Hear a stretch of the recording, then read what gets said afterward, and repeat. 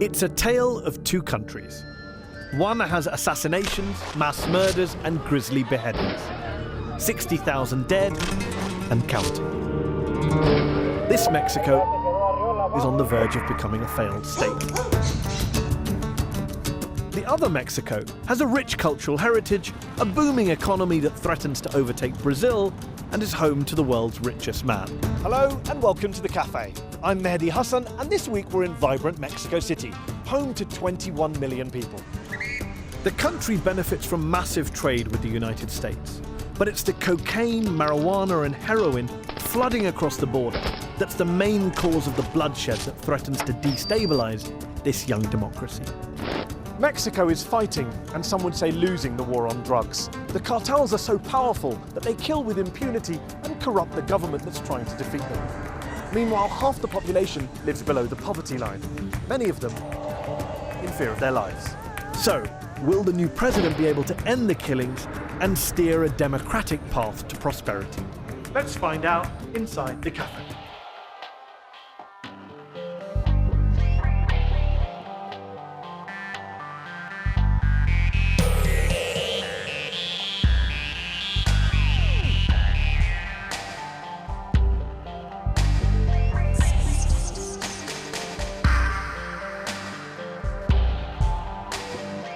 Joining us in the cafe are Senator Manuel Camacho Solis, a former mayor of Mexico City and a former foreign minister. He was one of the founders of the PRD, the left-wing alliance that is now the main opposition, and he's a critic of the war on drugs. Ana Maria Salazar is a well-known security expert, Mexican journalist and TV host. She was an advisor to the White House on the drugs war and believes it's imperative that Mexico carries on its fight against the cartels. Julian Lebaron is a farmer from northern Mexico who turned activist after his brother and several other members of his family were murdered by drugs traffickers. He's one of the main figures in the movement for peace. Arnulfo Valdivia is the international affairs spokesman for the president-elect Enrique Peña Nieto. He maintains that his party, the PRI, which is preparing to take power in December, is no longer the authoritarian force it once was.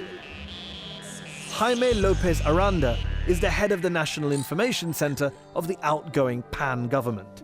His agency is at the center of all Mexican government branches involved in fighting crime and drug trafficking.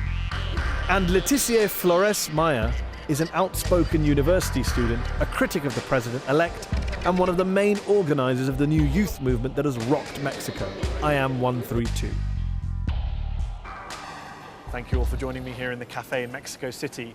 I want to kick off with a question for all of you about the war on drugs, which is what the rest of the world hears so much about when they talk about Mexico, when they look at what's going on in Mexico. Over the past 6 years, 60,000 people have died. I think in 2011 alone, there were 596 beheadings, and the drugs trade is bigger than ever. So is Mexico winning or losing the war on drugs? Arnulfo. We have much better institutions now than we did 6 years ago to attack the organized crime in general. However, we do see a problem in terms of the focus of the strategy. And then, of course, you have the other issue, which is at the other end, which is law enforcement, the judiciary. When you have a judiciary that has, in the case of organized crime, a somewhere around 2% rate of success out of every 100 people, only 2 are in jail, then you have a problem. Jaime, you're a representative of the current outgoing government. Yeah. He says the strategy has lacked strength, it's lacked focus, it needs to be changed. Do you think you're winning or losing? The war on drugs is a rhetorical gimmick. It's a handle. I mean, it's something you say like the war on obesity, the war on cancer. The reality of it is that it is law enforcement, continuous law enforcement, and you never win or lose law enforcement. I mean, you should think about this in stages. Let's put it that way. When we first started, when President Calderon's administration first started, there were precious few tools to work with. So most of this government, I think the focus was on building institutions on all 3 fronts. I would agree that there's still a lot to be done. But the blueprint, the general strategy has already been laid down. Some execution problems, of course. Some issues with the blueprint, Well, I mean, there's been a lot of discussion about it. There might be some changes that can be done, I mean, to be adjusted. But the general vision, the general layout, and the construction, I mean, the build of this infrastructure we needed has already been done. Okay. Anna Maria, 6 years ago, when President Calderon kind of launched this offensive, under whatever rubric or title you want to give it, were you someone who supported? Were you saying this is the right thing to do? It had to be done. And I think we need to put into context what Mexico is facing. They're facing among the most dangerous criminal and most violent criminal organizations in the world. Countries like the United States, European countries have special mechanisms to deal with very dangerous organizations. The United States has Guantanamo. England has very specific anti-terrorism laws. And they have institutions that have been trained and they've given the resources to be able to do this. In Mexico, there's a couple of problems. One, not only are they facing very dangerous organizations, but you don't have the institutions to be able to face these types of organizations. And even if the laws were implemented with perfection, let's say we just invested millions and trillions of pesos into creating the perfect institutions, you have to have laws that allow you to do this in a legal manner, in a constitutional manner, to be able to address these types of organizations. And Mexico doesn't have that either. Okay, well, let me ask Manuel. 60,000 dead to an outsider looks like something is going wrong. I think that the point is not to say that it's just a failure of the government, because that would be a mistaken diagnosis. It's a failure of a lot of citizens, institutions, society, public opinion. And the solution is not going to be just to improve intelligence. That's not enough. We need a real national agreement in which everybody assumes the responsibility of what's happening in those places. Because if it would be our family that would be affected, we would be suffering. But it's not only on personal terms. On national terms, it's a shame that a country like Mexico has to suffer the death of 60,000 people during these last 6 years. Well, you mentioned families who are suffering. Julian, you're someone who's had to experience some of this violence firsthand, up close and personal. Tell me about your story. What happened to you and your family? Well, I've had my brother-in-law murdered, my uncle murdered. Nobody's ever seen them again. By who? Drug people. And my brother was kidnapped. Eric was kidnapped. My brother Benjamin was a peace activist, and he was kidnapped from his home. And his brother-in-law came to help him, which was one of my best friends, and they were both kidnapped and murdered. They left behind 10 orphans, all below the age of 7 years old, and it's such a tragic thing. But you asked me if we're winning the war on drugs. I would say that we're not using the right tools for the war on drugs. I mean, government is a tool. It's not something that occurs naturally in nature. People build governments, and I think that the problem is that we're trying to use the wrong tool. You can't force people to be good. I mean, if you're scraping the ice off a windshield with a hammer and break the windshield, it's not the hammer's fault. It's not the government's fault. I think the apathy, that we're an apathetic society, and until we step out of that apathy, and I think cowardice is even better than apathy, because a coward runs away from a problem because he recognizes that a problem exists. But apathy doesn't even register the fact that we have a problem. And I think that fundamentally, it's a problem of compassion and a conscience. And I know this because when my uncle was murdered, I didn't say anything. I didn't even do anything. And when my brother was murdered, of course, the pain was so overwhelming that I realized that I am the problem and that we are the problem, because we don't have enough of a conscience to step out of our apathetic place and do something about it as people. Anna Maria. When you talk about, of who's to blame, I mean, there's a lot of people to blame out there. Legislators that have not passed laws that would allow for these, national security institutions to be able to do this in a legal manner. Civil society, I would say the business community. Where is the business community? What role are they playing in being able? The church, where is the church? Whereas, and then, you know, you look at both the federal governments, which I believe have been very disorganized in terms of implementing the strategy, and the state governments who have made it very, very easy to say, you know, this is not my responsibility, this is the federal government. So, I mean, there's a lot of blame to spread around. But at the end of the day, even if everything functioned with perfection and everybody fulfilled their role, we've got to remind the world that these organizations are among the most dangerous organizations in the world. And are these organizations losing or winning their struggle against the government? Right now, I think unless the structures change dramatically, I think there will continue to be a lot of violence, because you can't ask, and Julian is absolutely right, civil society has to play a fundamental role in this, but at the same time, you can't ask civil society to go and fight for their rights when they know that if they try to put these people in jail, they're going to kill the judge, they're going to kill the prosecutor, they're going to kill every single cop that wants to and tries to do their job. You can't ask civil society also to, you know, run the risk that Julian is running every day when he talks about this, when their families are threatened and they can be killed. So, I mean, the international community, which also plays a very interesting role in terms of how they support Mexico and how they buy drugs and how they allow, you know, the trafficking of people. So, I mean, there's a lot of blame to spread We'll come around. back to the international community in one moment. Leticia, what do you see, what's the public's view, especially young people who are growing up in the society? How do you view the war? Is it something you look at with enthusiasm, indifference, apathy, or revulsion? Well, when I hear politicians or public servers talking about the war on drugs, they talk about a blueprint and they talk about intelligence, and I see dead people. You know, I see bloodshed. It is our responsibility as well as civilians, and it is the world's responsibility. It's people buying drugs. It's people consuming drugs and they have to stop. But there has not been something to go along with the fighting to open public spaces, to improve education, to offer... So it's all been military-led, violence-led, rather than... in violence. It's not... Okay, but community we're going to building and other things.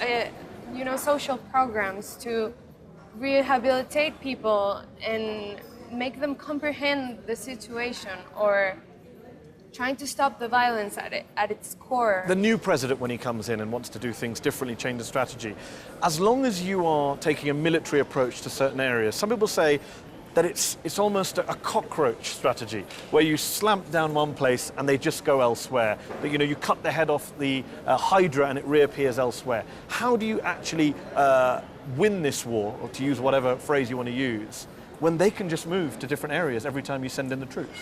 Well, I think that it is indeed a very long shot to think that you're going to end the problem. No country in the world has ended the drug problem. I think what you have to do, and what we have been saying over and over again, is that we want to create a strategy to reduce violence. You see, it's not a problem of attacking or not attacking the problem. It's how you attack the problem and what means you use to attack that problem. And what we have today is a strategy that, unfortunately, and as I said, with all its good parts, it also has generated and created extreme violence, and at the same time not attended some of the more everyday worries of the population. You're coming into power, I think, after 12 years away from power. Before that, you ruled, I think, for 7 straight decades. There are some people who say that they're worried that you guys are going to do a deal with the cartels, as you did in the 80s and the 70s, do a truce, Well, to cut the violence, as a means of stemming the violence. Mehdi, the nature of organized crime and the nature of drug violence and drug cartels in the 80s or in the 70s was radically different from what we have today. My first question would be, who could we strike a deal with? There's so many of them. And to start with. But secondly, we have said over and over again that collaboration between not only Central America, not only North America, in particular the United States, but also Central American countries, is key to beating a cancer that is really destroying the social fabric of many of these communities.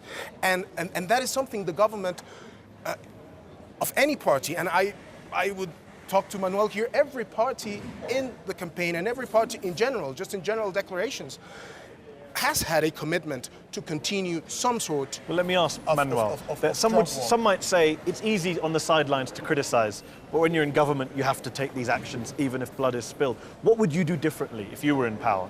First, I would not have declared the war because it was a mistake, a political mistake, to create that type of relationship. That dynamic, yeah. Second, I would not have politicized the war, and I would not have made it a party issue in which all the benefits were for the party. You think government. President Calderon politicized the war? Yeah, yeah.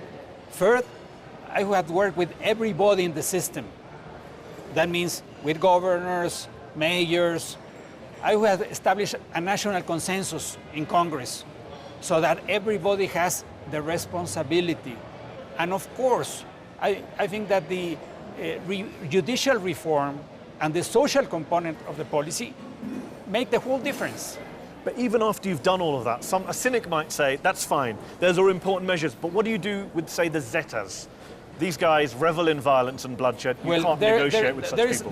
There's an area of inevitable conflict, but that you have to approach it through the rule of law, through a constitutional state.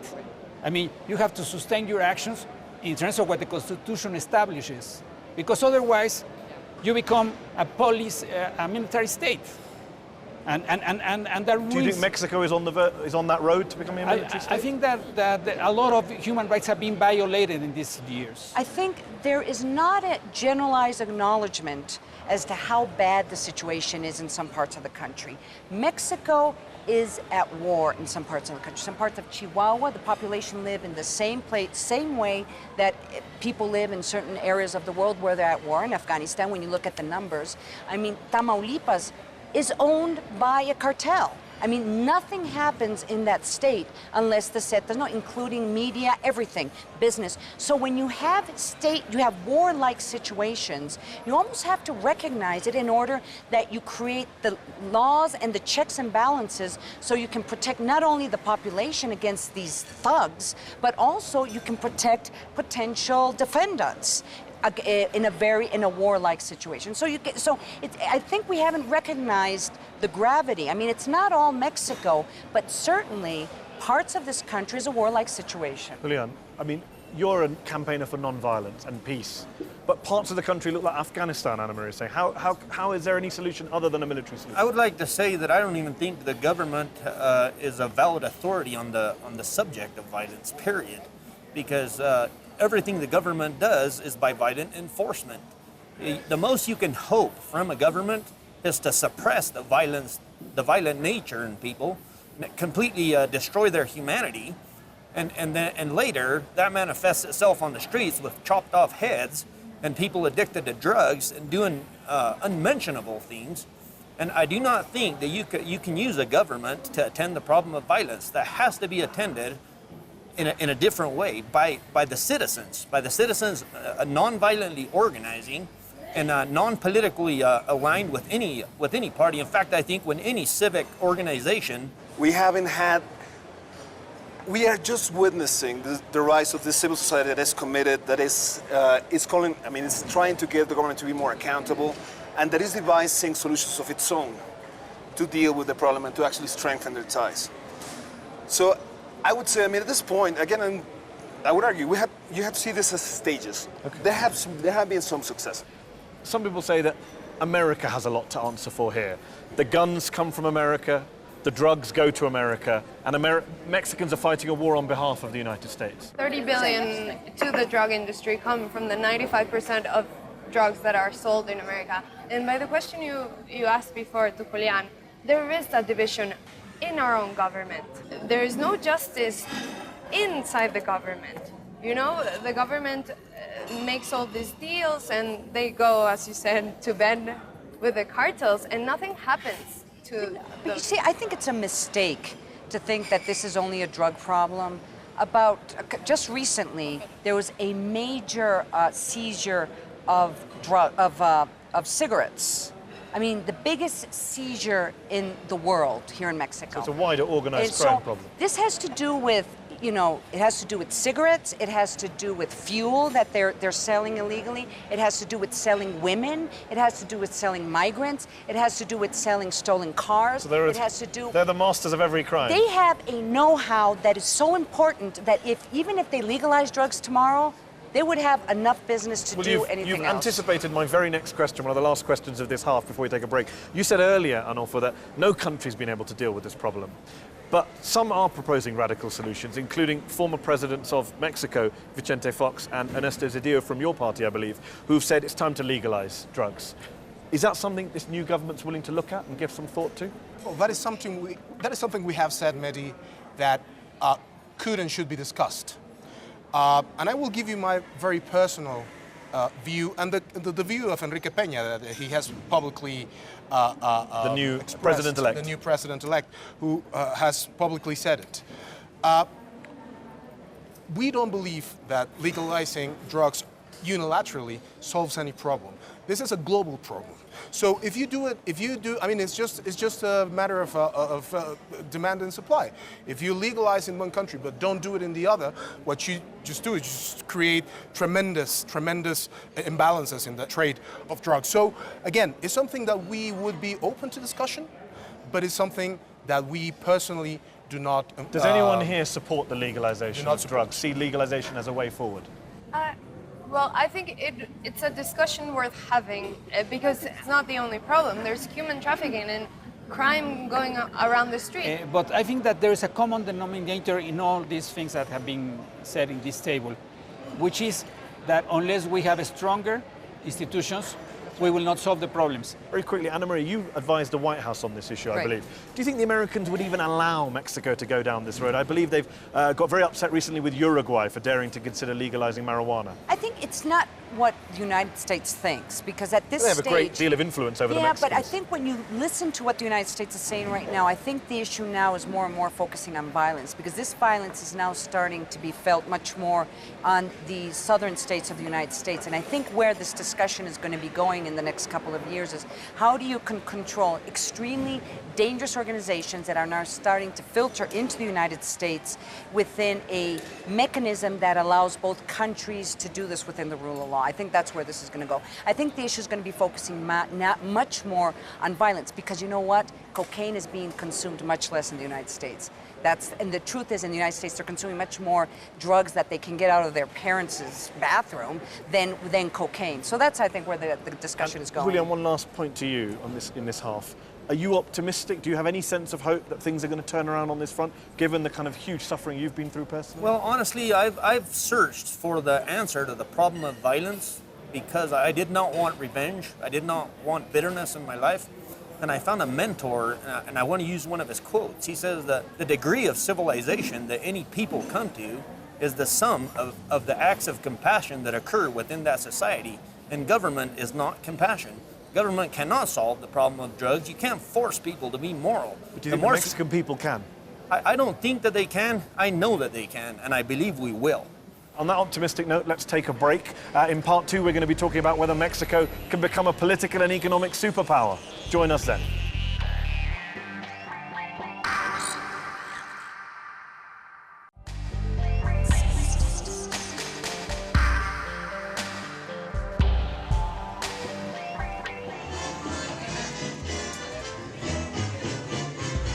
Welcome back to the cafe here in Mexico City. We are talking about the Mexican economy, Mexican politics here in the heart of the country. Julian Lebaron has left us, but Elena Poniatowska has joined us. We're very delighted to have her here, one of the icons of Mexican journalism and writing. A pleasure to have you join us here, Elena. I want to kick off with a question about the economy, the Mexican economy, because again, as an outsider, I get two pictures painted for me. There's a picture that says Mexico was hit hard by the financial crisis in America in 2008, that the utility companies need to be liberalized, that unemployed Mexicans are returning home. And then there are other people who paint a picture and say this is a booming economy. It outgrew Brazil last year, I think a 4% growth rate. What's the correct picture, Arnulfo? Where does Mexico stand right now in economic terms? Well, Mehdi, we are at a great opportunity to unleash the potential of this country, but at the same time, it's that, simply potential. Anna Maria, what's holding Mexico back from joining the BRICS, the Brazil, Russia, India, China, these emerging economic powerhouses? A couple of things, and I think we've already spoken about that in the first section of the show. Well, the war on drugs obviously has a big effect, the violence. Has, but not as much as you would think. I mean, I do think we have to underline that despite all what you read in the news, there's still a lot of companies investing in Mexico, an extraordinary amount of companies, because they're investing in the future. They perceive, perhaps much more than we perceive, that Mexico is a potential economic and will continue to grow, and things will stabilize. They see that. Perhaps we don't see it right now. But how big an issue here in Mexico is this issue that every country is tackling with, which is the distribution of wealth? You know, wherever you go now, you hear this phrase, which started in the United States, the 99% versus the 1%, Manuel. It's a huge issue because we are more unequal now than what we were 6 years ago or 25 years ago. Inequalities on the rise here. In terms of the number of poor people and in terms of the difference between the ultra-rich and the poorest people in the country. We have done a good job in terms of stabilization of the financial sector, but in terms of the capacity, the potential of development of the country, we are far behind, and it's not an issue of the last 12 years. It's an issue that comes from the 80s, in which we have had a permanent discussion between going deeper in the radical reforms of the right, with the Washington Consensus, and trying to stop those reforms because we consider that they are going to create more inequality. So we have to agree on a development strategy that generates growth and distribution. And Elena, how bad is poverty? I mean, you read statistics, 50% of Mexicans almost living below the poverty line. How big a problem is poverty now compared to 15, 20 years ago in your view? Well, poverty, first of all, here we have 10 very rich millionaires, more than millionaires, who have, I think they have all the millions that the poor should have, no? So it's a very unequal economy. And besides that, all poor Mexicans, they all go to the United States. So we are recuperating all our lost territories, Texas and everything, because of the Mexicans. And it's exactly the poor Mexicans who are doing this. For instance, the people who here were gardeners in the United States, they become university professors. And they have this opportunity they didn't have here in this country. This country is a country of lack of opportunities. Jaime, is that a fair assessment? Mexico is a land of a lack of opportunity. That's why so many Mexicans go to the United States, even though I believe a lot are coming back now since the financial crisis. Yeah, that's just the thing. I mean, I think the situation has reversed a lot in the past 10 years. And this is something that one has to take into account. Right now, for example, we're not only seeing Mexican migrants coming back from the States, we're also seeing international companies coming back to Mexico from Asia. And why is that? I mean, China's costs are rising, of course, but there's also the matter that the logistics, the actual supply chains are changing again. And this has nothing to do with what we think or what we do, but what the big companies are doing. Carlos Slim, Mexican telecoms billionaire. We all know Carlos Slim, world's richest man, we're told. And he owns this cafe. And he owns this cafe. Thank you very much, Carlos, if you're watching. We all know Carlos Slim, world's richest man. His personal wealth, I'm told, represents 6% of Mexican GDP. You look at that, you look at the 10, 12 other billionaires, Elena referred to them, and then you look at the people who are living in poverty, just struggling to survive. It's a very stark juxtaposition, isn't it? It is definitely. And what are you going to do about it? Well, that's my next question. That's something we have recognized, and we have recognized over and over again. And there's really two sides to this. And the first thing is Mexico needs more and better competition. Mexico needs more and better competition in not only the telecommunications sector, which is often cited as the ultimate example of this monopolies, but in many other areas of the economy. Is the new president going to aspire to cut the gap between the Carlos Slims of Mexico and the non-Carlos Slims? It doesn't matter how much you grow economically, or it doesn't matter how stable your microfinances are, if you do not create the opportunities in terms of health, education, and in terms of just simple quality of life for the less favored in this country, there will be no chances. Leticia, do people of your generation, do they see this as a land of lack of opportunity as a land, or a land where actually you think you can get a job, you do see yourself fitting into the workforce? Well, in my generation, as compared to other growing economies, I think Mexico is doing really well in job opportunities for my generation. It's about 9% unemployment in the younger section. However, I do see that the distribution of wealth is terribly distant. And I wanted to ask Arnulfo, how is it that the new government is really going to try and stop the monopolies that are happening? Because they talk about the fiscal reforms, which is making everyone pay taxes, but they have protected the monopolies, and they align with one of the biggest monopoly in television. And they're now gonna break it, or what is gonna happen? Well, I mean, you have to realize, Letty, that we were not in the position to break any monopoly. If you want to refer back to what Enrique Peña Nieto, the president-elect, has done in the recent past, he was a state governor, and that does not allow us to do anything about that.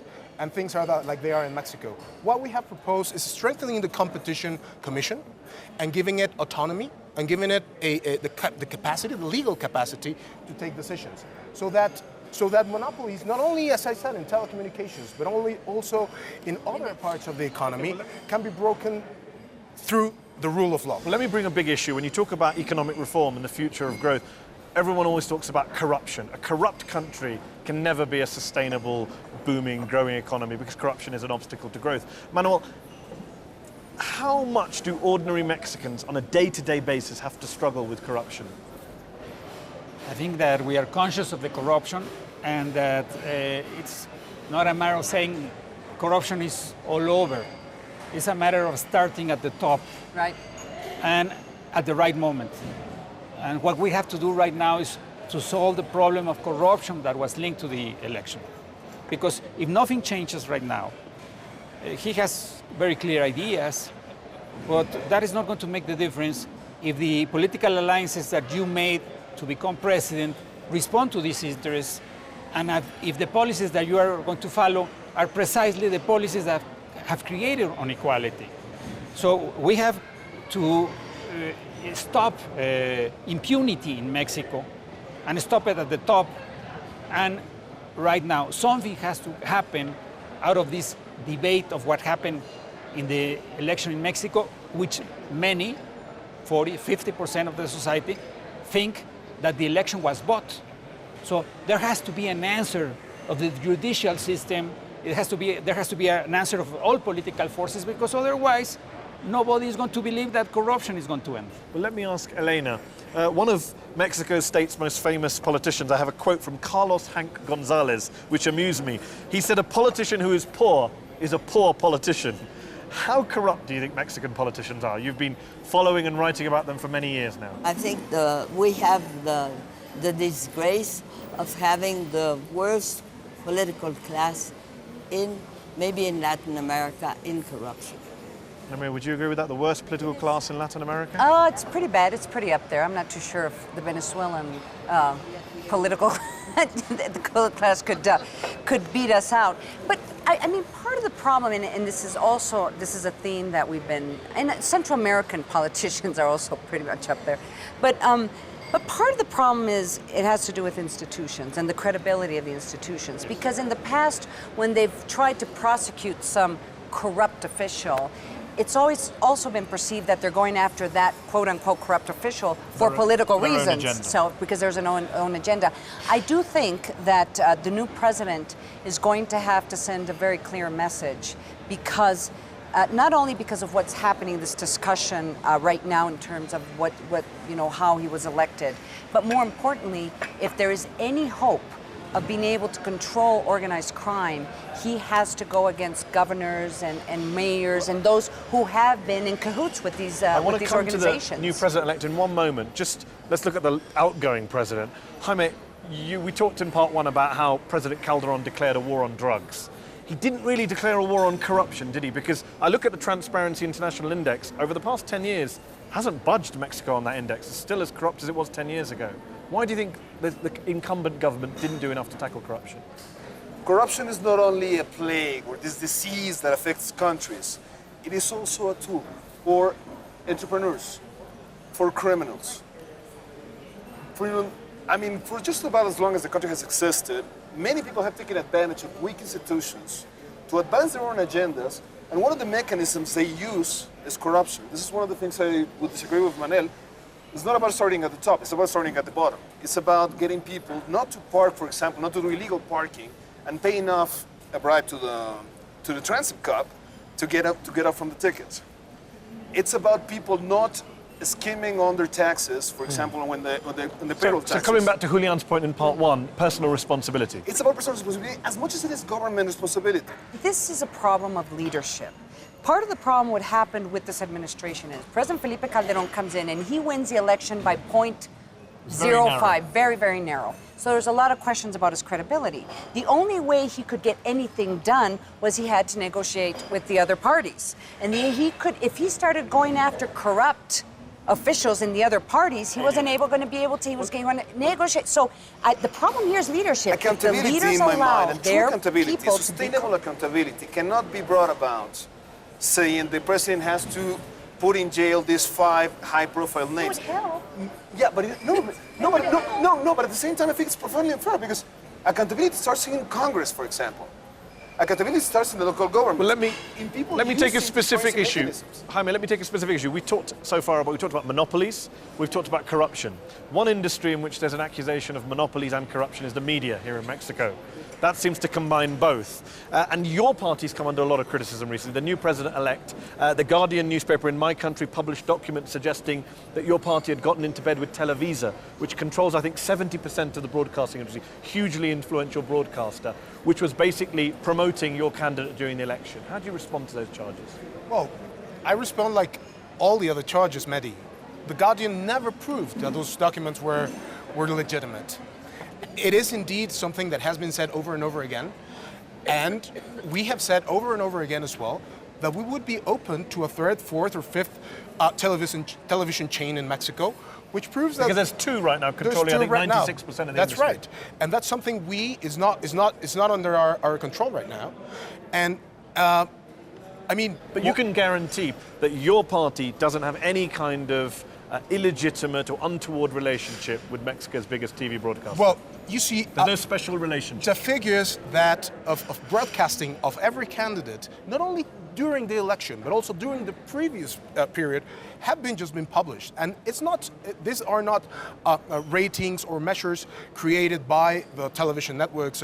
They're created by the National University of Mexico, which has a credibility, and it turns out that they had exactly the same exposure, all the candidates, and the exposure that they were allowed by law to have, and there was no special attention to our candidate or to our party. Manuel, you were mentioning this problem earlier. He says they all got the equal coverage. Your party is very critical of this relationship. I understand What's the problem? that he has to defend his candidate, and we put him in a difficult position. But he's citing evidence. Yeah, but the evidence is there has been a total backing of Peña Nieto by Televisa for a long period of time.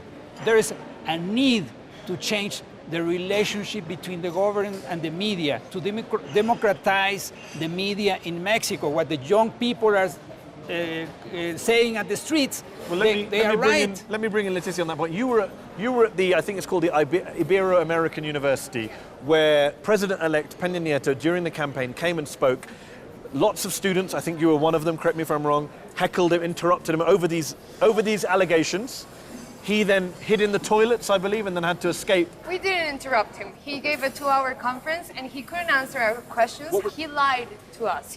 After he finished his conference, he went back to answer this question of human rights violations, and he lied to us. He said that the people who had committed these crimes had been prosecuted, which is not true, and he said that he had done what was in his power with all the power given to him by the law to reestablish peace. And we were very offended about this. And tell me about this group, I Am 1 through 2. Where did that come from? Well, this group came because after this incident that Peña Nieto stayed in the restaurants for a little while, and it became a trending topic worldwide.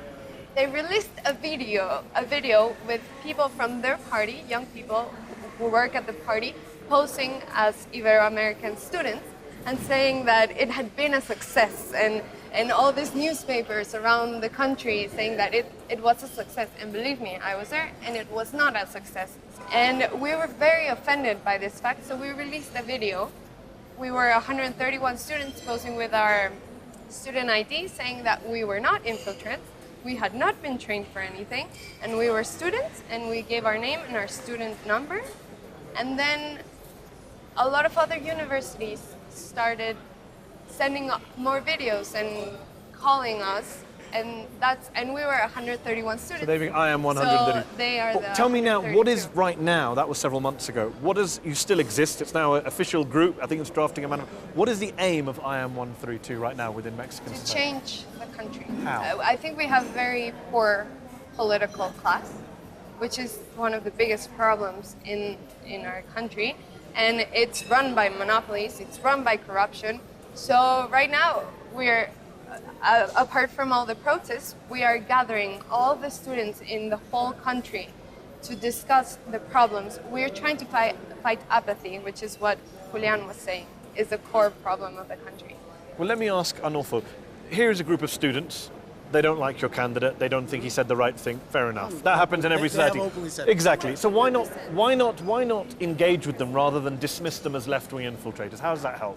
Well, I mean, the movement declared itself against Enrique Peña Nieto, and which we think is fine, and we think it's a healthy situation for the country. I think what they stand for is something that in many ways we would share.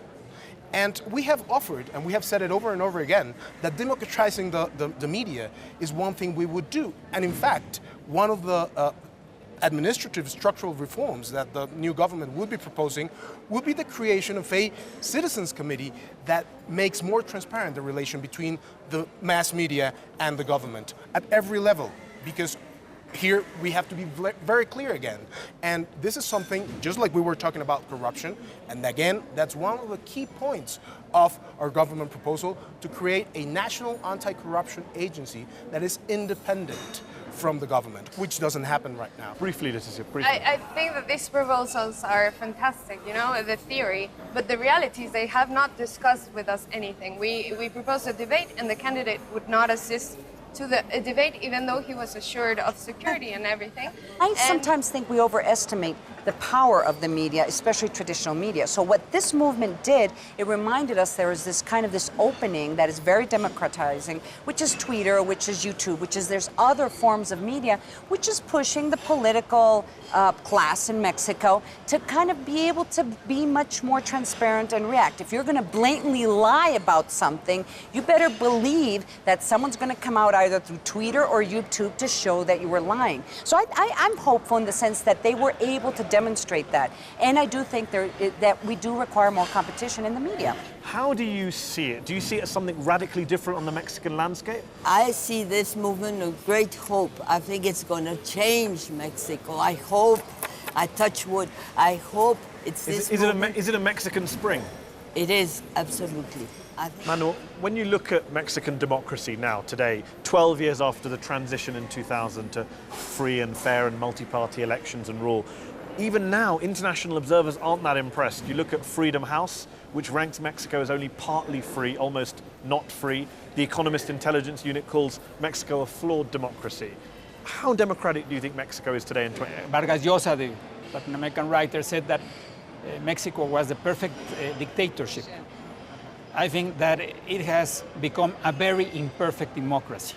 How democratic is Mexico going to be after another 6 years of pre-party rule, your party rule?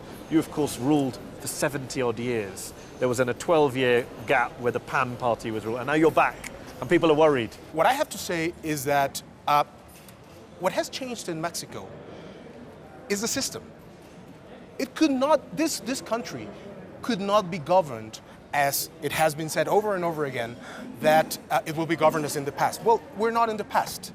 And one thing that is very true is that organizations like 132, which we believe is very legitimate and will be out on the watch, and will be, I think, gradually refining their objectives and their politics and their means is very, very good for the country. I think it's healthy. And I also think it's very healthy to have groups that do not agree with us, and I think it's very healthy to open discussions. And let me tell you, we think that's the way Mexico is going to be governed, because it could not be governed other way now.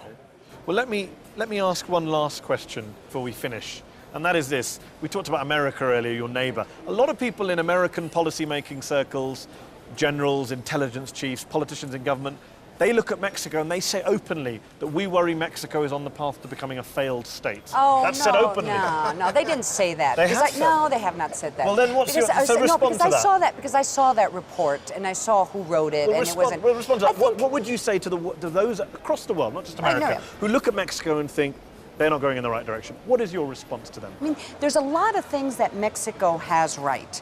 In an environment which is very difficult worldwide. Let's talk about what's going on in Europe and your economies. I mean, you know, this is, I mean, there's a lot of things that are going right in Mexico. And are there going to be discussions and protests? Absolutely. And thank goodness you have the students coming out. And thank goodness that the left is protesting as vehemently. And thank good you have writers like Elena Poniatowska saying you guys are screwing up and you need to change things. Mexico has problems, but believe me, it is not as bad as it looks. Jaime. Do we have the democracy we want? Do we have the institutions we want? No. Are we working towards them? Yeah. Do we agree on what will they look like? No. And that's perfectly healthy. As long as we can withstand this level of debate with functioning institutions, we should be fine. Elena, are you as optimistic as Jaime about the future of Mexico? Yes, of course. Yes, I'm optimistic because of 132. I am 1 through 2. What Mexicans, we all need is saber hacer, to know how to do things, because it's the only thing that is going to save us. And I think that if we create a movement in which all people who have no possibilities of anything can enter into this movement and get help in this movement, and we can get help from them also, I think this is going to work. That was Elena Poniatowska, an iconic figure in this country, striking a note of optimism here in Mexico City. That was also the last cafe of this current series. I hope you'll agree with me that it's been a fascinating journey through 8 cities on 3 continents. Join us again soon for the next series of The Cafe.